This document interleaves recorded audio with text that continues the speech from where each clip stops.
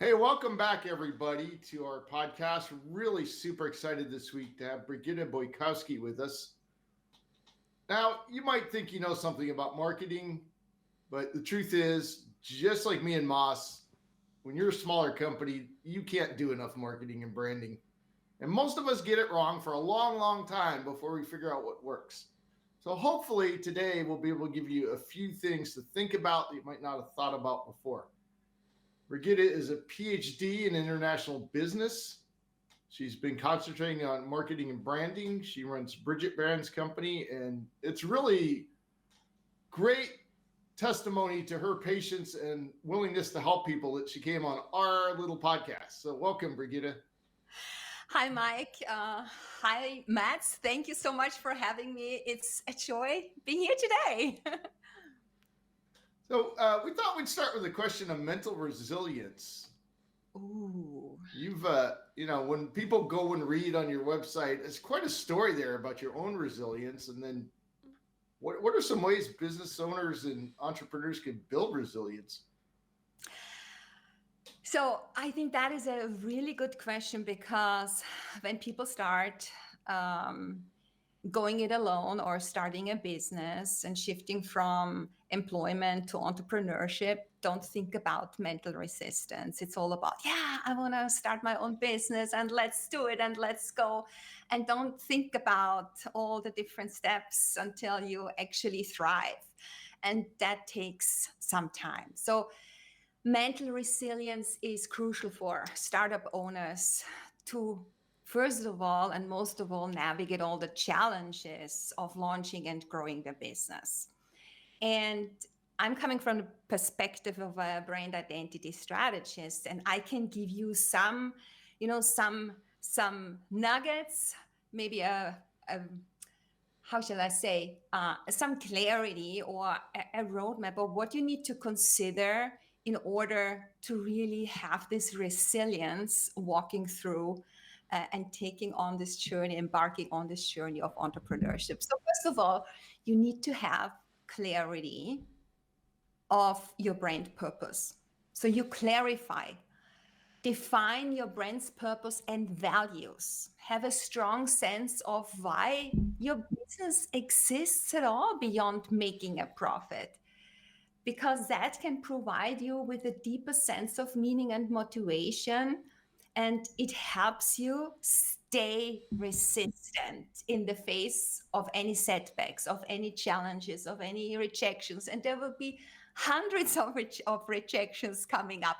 So you need to know, why are you doing what you're doing? You have to have a vision. You have to um, think about, what's the legacy I want to leave behind.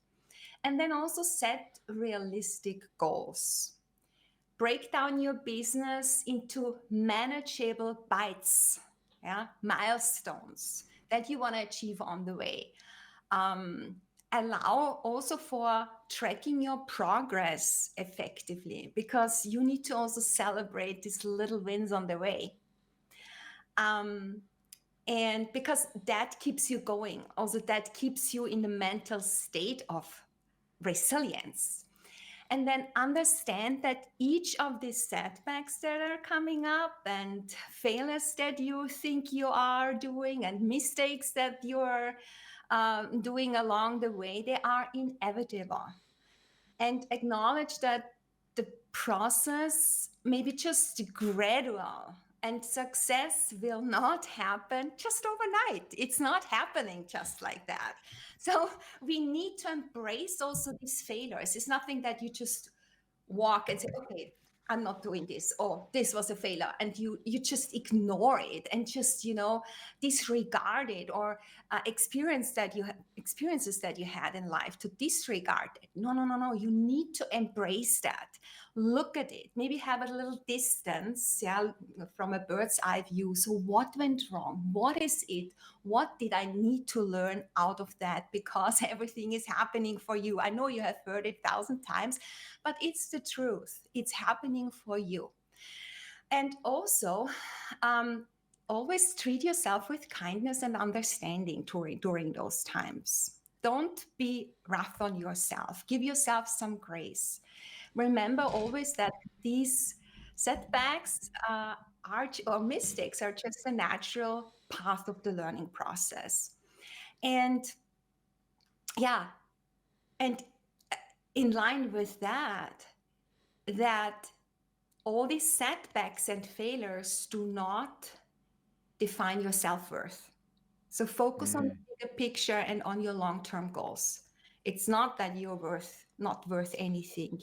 It's just actually it's it's it's it's leaping you forward, because in all these failures is most of the learning. So I know that there was now a lot of negative, but you asked me about resilience, right? Yeah. Resilience comes from these continuous rejections and challenges. You become stronger, you bounce back much quicker. You yeah, so it's making you stronger. Yeah. And then what also helps you to stay in your resilience is to cultivate a support network. It's have people that help you, either a mentor. Surround yourself with an accountability group. Be part of such a group, because they lift you when it's getting tough, when you are in the trenches. It's everything that helps you, to focus on your vision and on your goals, what you want to achieve.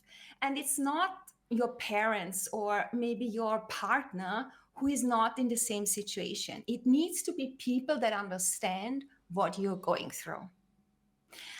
And also with that, embrace this adaptability. That is important, because the business landscape is constantly evolving. There are trends coming up. Competition is going out of the market, new competition is coming in of the market, so there's constant changes. Consumer behaviors are changes, the macroeconomic landscape is changing. So you're confronted always with changes. So embrace that, embrace flexibility and embrace changes. And that helps you to see everything as an opportunity for growth and also for innovation. Because everything that you resist is going to persist, and that's what you do not want, especially when you want to stay resilient. And then also focus on what you can control instead of focusing on factors that are just beyond your control. You have no leverage here. It's something, there's a lot of things that happen without your doing.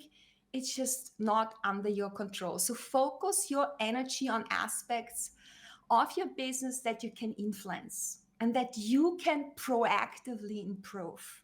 So adopt such a growth mindset, I would say. Seek solutions, take actions, and address also the challenges as they arise.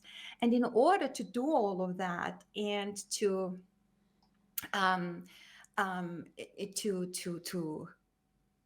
stay in this resilience, you have to prioritize self-care.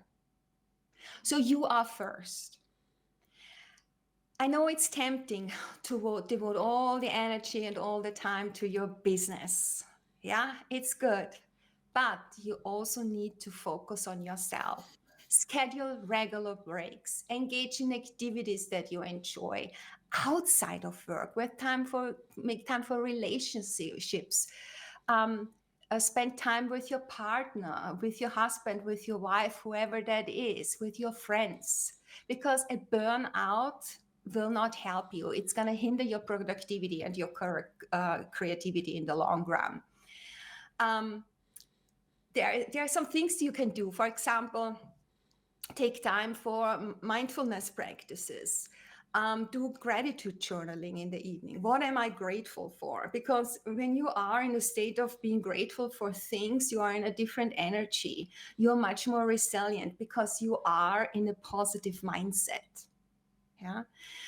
Also, cultivate self-awareness by regularly reflecting on your thoughts, because your thoughts make you feel, and whatever you feel make you take certain actions that become certain results. So just monitor take a few minutes and really reflect on where I am with my state of mind in the very moment. Is something going like in a downward spiral, negative thinking? You need to catch that and quickly turn it around. That is also resilience. Yeah, and as I said before, celebrate your successes because every milestone is a success. And a success can also be when you do your daily gratitude journaling. What am I grateful for? What I have accomplished today? Yeah, what will I be grateful for also in the future? Here we think about visualizing things. Yeah, so we also attract what we focus on. Yeah, so I think these are some of my tips of how to stay resilient as an entrepreneur, especially at the beginning, because entrepreneurship is a roller coaster ride. And people, you need to be listening to this. Brigitte has been in business far longer than most of us, and successfully. She knows what she's talking about. So it kind of leads me to the question of fuzzy thinking. A lot of us get into this problem where the vision's not clear. We think we know why we're doing it, but we're not. Like sometimes we lose, and a lot of what you just said would really help with that. Yeah. All that stuff would help make the thinking more clear. What are your thoughts? Is there anything else that would help people to focus better? Yeah. Or did we just cover it all? No, we did not cover it all. There is much more because this was in general, it was more about mindset. It was more about entrepreneurship. But when it comes to fuzziness and messaging, I would say, I think that's what you're aiming at. Yeah, it's all about always having clarity. So clarity in every respect, as an entrepreneur, you always need to strive for having clarity, or at least a certain amount of, at least being clear, what is my next step in the unknown, if there is an unknown factor. Most of the things in entrepreneurship are unknown, but certain things are there that you have an expertise of something. Yeah, and you also become an expert in doing your research, in doing your homework of whatever you are doing. So by creating but I would say along the way, what you need is always to have more clarity than you have before. So I said before, when it comes to mindset, get clarity, have a plan, you know what the next steps are. And the same thing is with when it comes to fuzzy thinking and how to end up with a clear message. You need to have clarity. And it's always having a plan, having a roadmap, having a strategy. And to answer your question, when it's about creating a clear message as an entrepreneur with my business, it's all about branding and marketing. And the first thing you need to know, you need to have to understand is your brand essence. And that's something you need to define. You need to give clarity about your core essence of your brand. Define that to everyone. Who are you? What are your values? What are your beliefs? The characteristics that define you, your business, your brand, identity. What is that? Because we ourselves and then our audience has to have a solid understanding of the brand essence, what the brand serves. And it's for you, it's a guiding light. For your audience, it's a guiding light. And it has to have consistency and clarity in all the communication. It's always about clarity. Yeah. So this is the first step to get clarity into fuzziness. The next is so that people can better understand, can better connect with it. Create a story, engage in brand storytelling. Yeah. And share your brand story, the story of your brand, of your becoming, and why you are doing what you are doing in a transparent manner. So within the story, highlight your values. Why are your values your values? For example, why is beauty my one of my core values? People will say, why beauty? Is she crazy? Is she such a superficial person? No, I'm not. It has something to do with my being, with my evolution from a flight attendant to a business owner. First, where everything shines from the outside, but also from the inside of how you create exceptional services. And it's about the beauty of the story of the entrepreneur or of the brand. It's about why. Yeah. And beauty also comes from within and shines to the outside through the brand elements, through a name, through colors, through a tagline, through the logo. There's a lot of things that you kind of express your brand visually. A brand always makes you feel. That's why a brand is here for. And a lot of people confuse branding and marketing. And Yep, we yeah, sure did. you sure did. The difference is that a brand defines, it shapes how others perceive you. Marketing delivers that message. Yeah. So marketing is a tool, and marketing changes over time. We have different ways of, from guerrilla marketing to this marketing, social media marketing, direct marketing, broadcast marketing, and so on.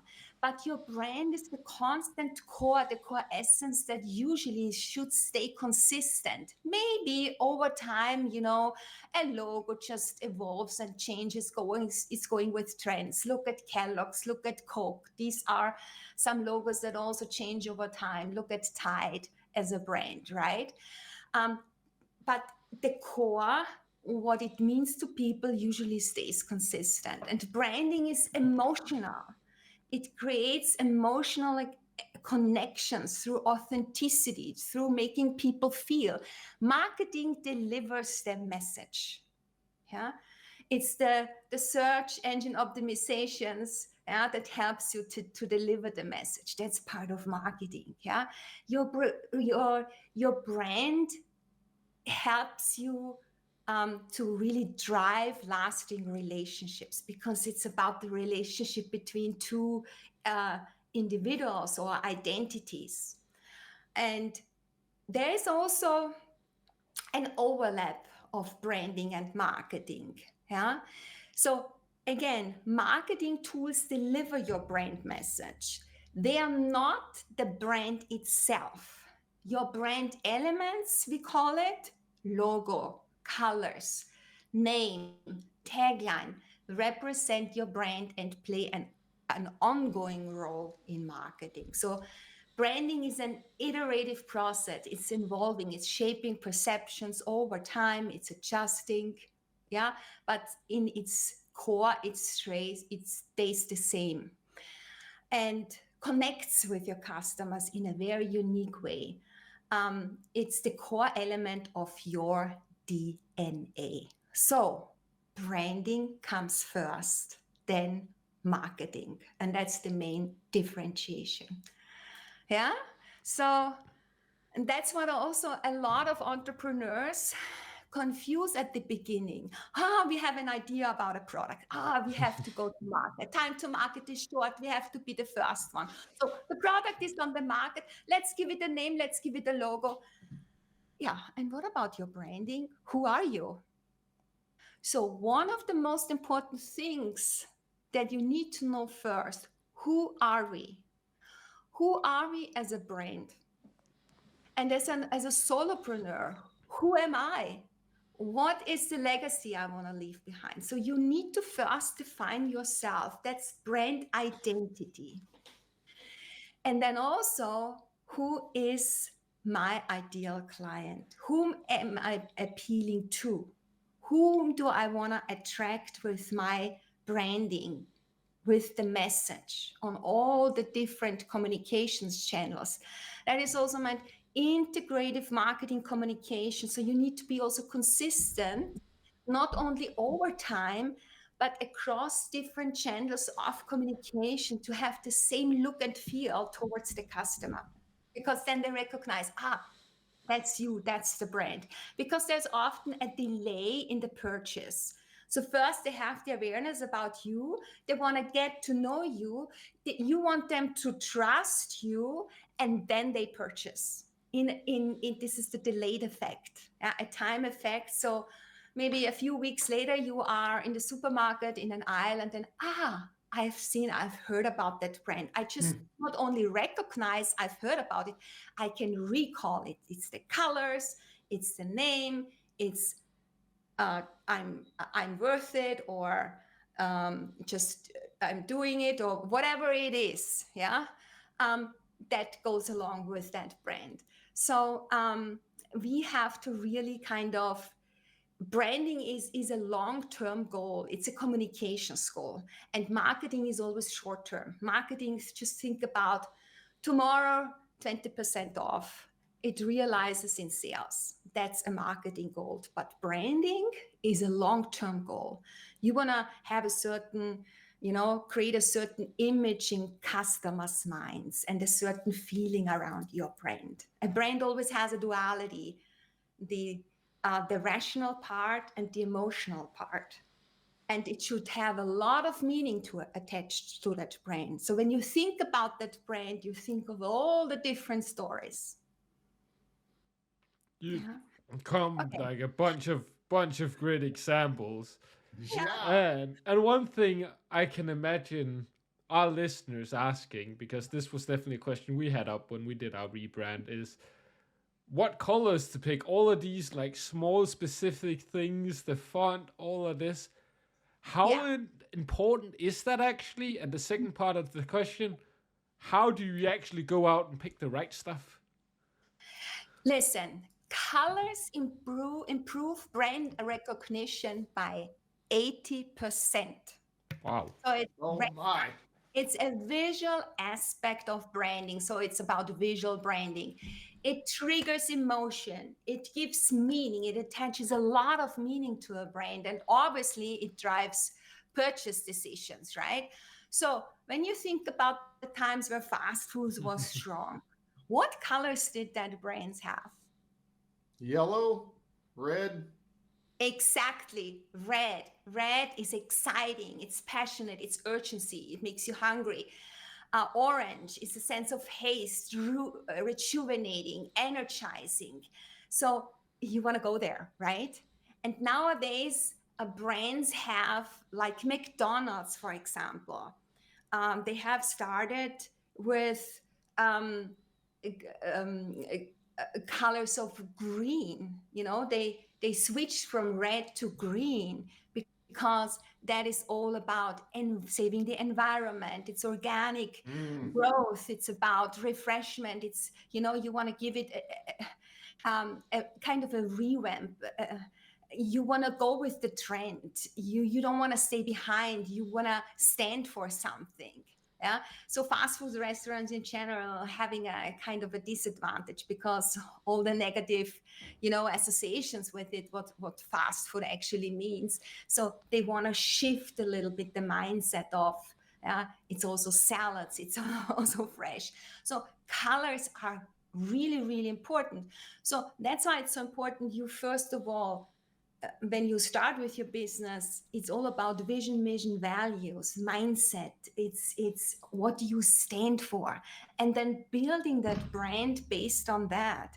And it's not only I just choose the color because it's just trendy. Let's go for magenta because it was the color of 23. That doesn't work. So what color resonates with you? What does the color communicate? What does it say? What kind of meaning does it attach into that brand? Does it go with the brand name? Does it go with the tagline? Does it go with the font type? Yeah.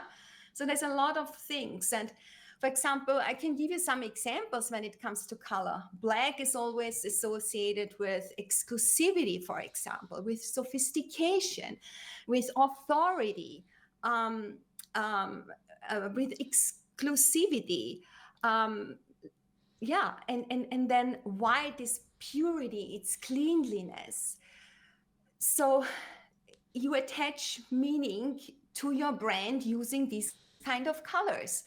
For example, if you use pink, it's more kind of a women's color. I still would say, yeah, it's very Yeah. feminine. So it communicates sweetness, sexiness, Hmm. kind of, we have a German expression. It's kind of Zuckerl. It's kind of a sweet thing, or more the young thing. Um, when it comes to blue, think about brands that go with blue. It's banks, it's insurance companies, it's companies that want to come across trustworthy, that want to come across it's a safe place, it's we are caring, we are honest, it's calming down.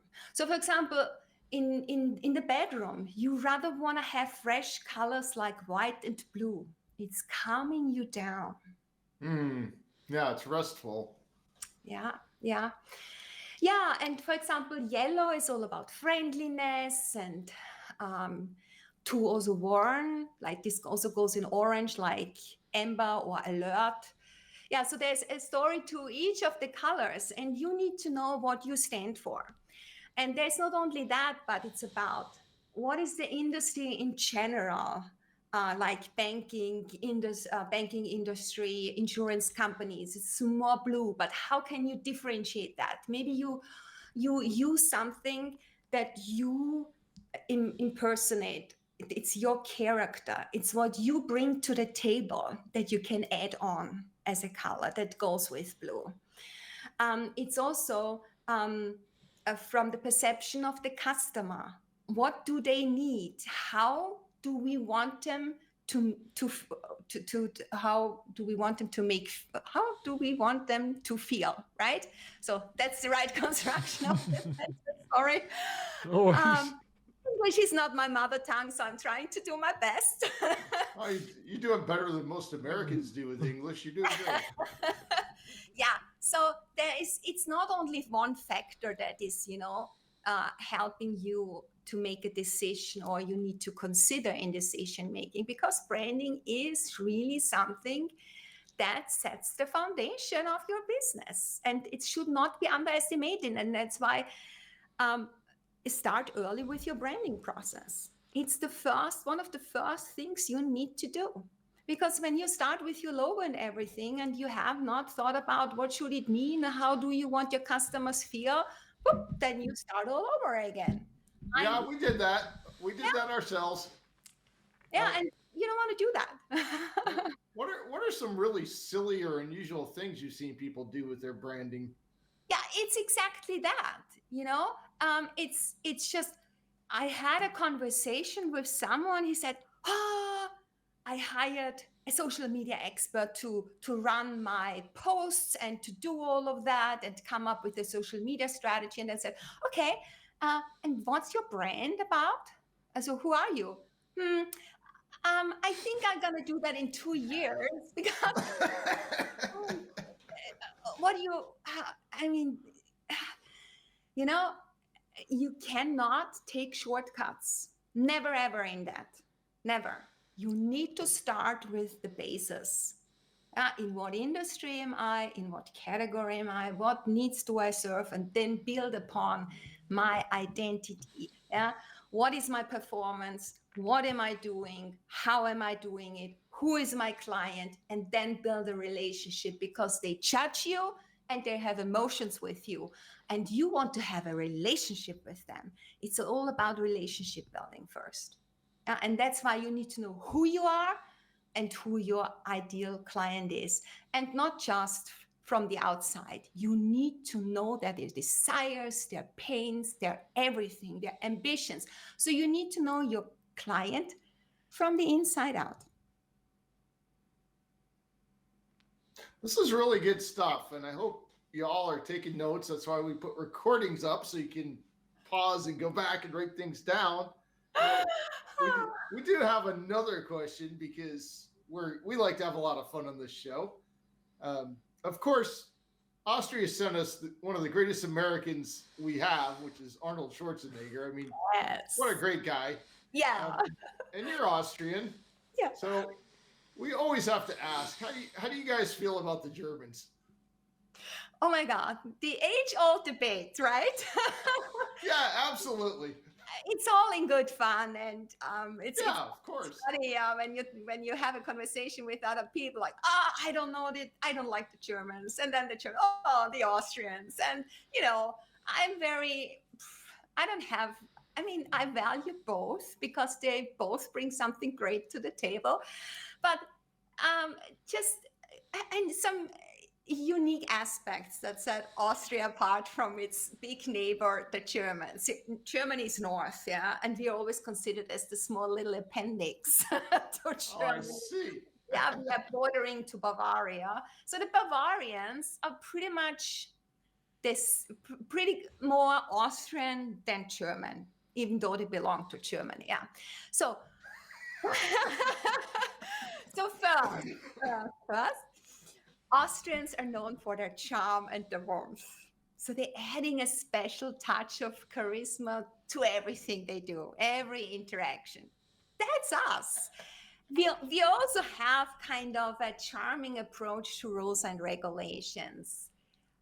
Austrian pragmatism often finds also a way to bend the rules just a bit. So there we are sometimes in the gray. It's kind of, yeah, let's do it our way. Yeah. And let's do it our way is also applying to another thing, another aspect, which is we have a knack for reinventing the wheel. Even though it's already out there, Austrians have a special talent for taking traditional practices and giving them a modern twist that just works. And maybe, you know, it's our laid back vibe that allows for that creativity to kind of flourish, I would say. But unlike our very efficient German neighbors, Austrians prefer to take a little bit slower. We are savoring the moment and cherishing our rich traditions because we have a lot of traditions. And also, what sets us apart is our role as the underdog, the David in the world of great brands. When you just think of Swarovski, Crystals, or Red Bull, or you just name a personal brand, Arnold Schwarzenegger. Yeah. Right? Did you read Be Useful? It's his latest book. It should be mandatory. Everyone should read that. How can we be useful as a human being in this world? I just love it. Yeah. So these are strong Austrian brands, great brands. And also we are known, our country of origin effect, we call it in this branding or marketing world. We stand for high quality craftsmanship. So we leave a mark on the global stage with that. And also let's not forget about the rich cultural heritage we have when it comes to music, when it comes to art. Let's think about Mozart when it comes to Sound of Music, or when it comes to dating back to the days of the illustrious Habsburg Empire, yeah, and the legendary Empress Sissi. So there's a lot that comes from that era. When you think also about food, culinary, Apfelstrudel or Wiener Schnitzel. These are all Austrian, Austrian brands. Yeah, it's based. It comes from our Austrian heritage. Yeah. You quickly spoke about Arnold Schwarzenegger and his personal brand, which motivated me to ask you, what's your thought and your take on personal brands in 2024? So first of all, everyone is a personal brand, whether we are aware of it or not, whether we are consciously branding ourselves or not. We always are, you know, when we go out there, people perceive or see us in one way or in another.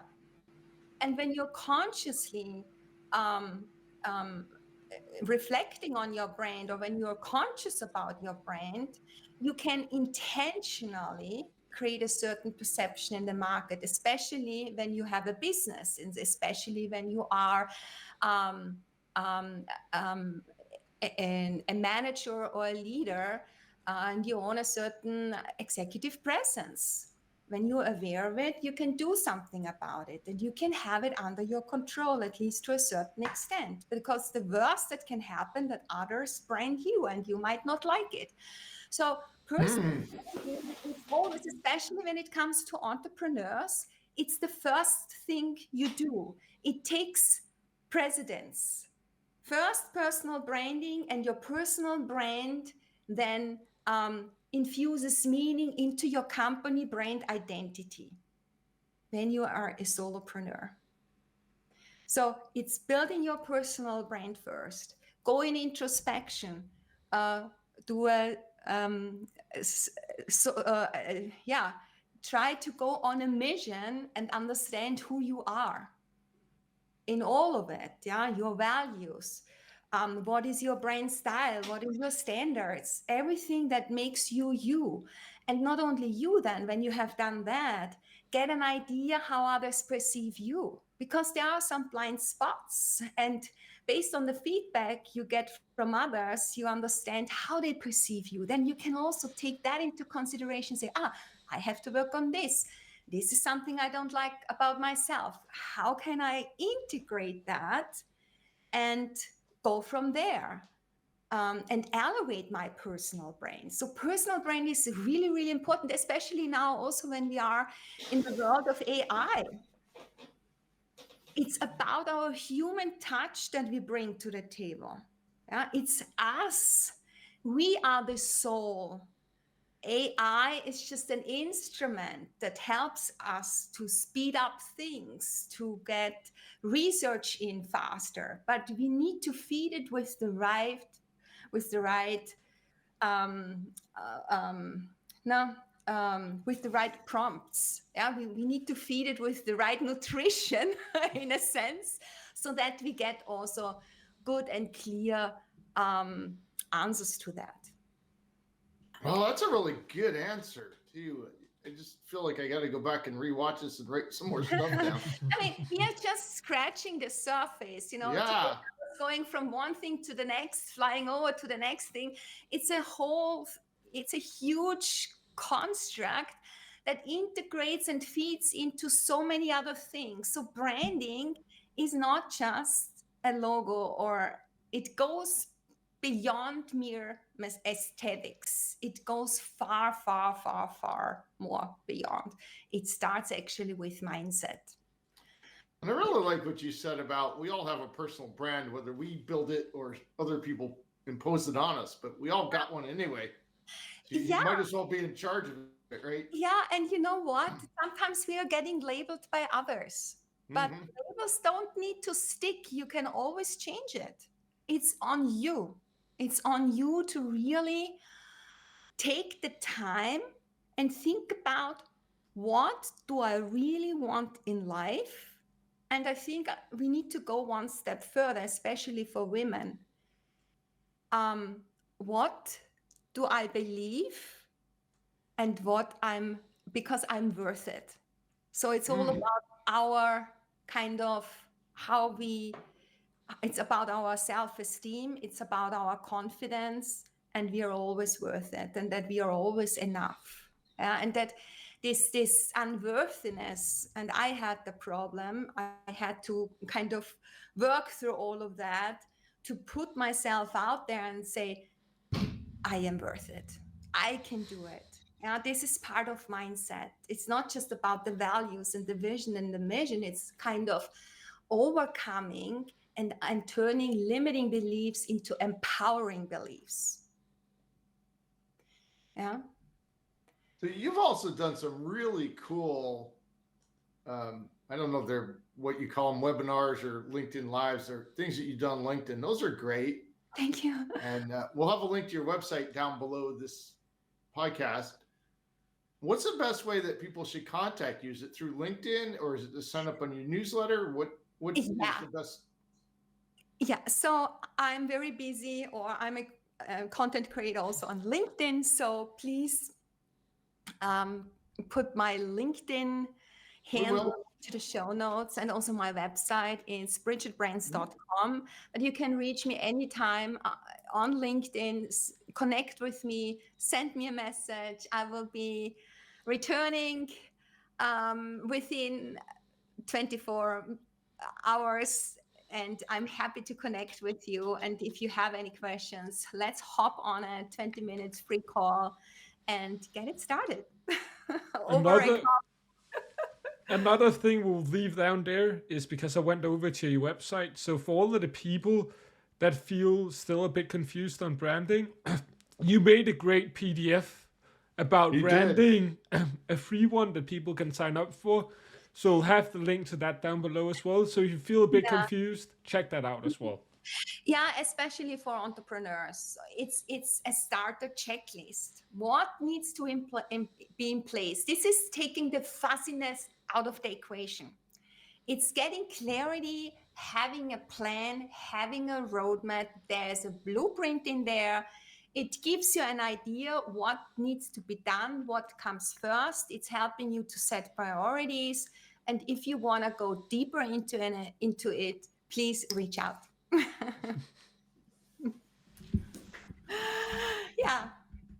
Well, I'm really glad you were here to share all this. And for everybody listening, this is why you need to listen to people that have been doing something for a very long time, like Brigitte has, and have also taken the extra time to get trained. Like she has a doctorate in this stuff. You're going to get far more help than you will out of the so-called experts you see all over the place. So thank you for being here. Yeah, we feel like we had a good class today from Dr. Bojkowszky. Thank you, Mike. I think it's just, I'm taking a different approach. I bring a kind of a blend of corporate experience and academic rigor to the table, and my personal character. That's who I am. So I think that is a really nice, spicy mix. For sure. Yeah,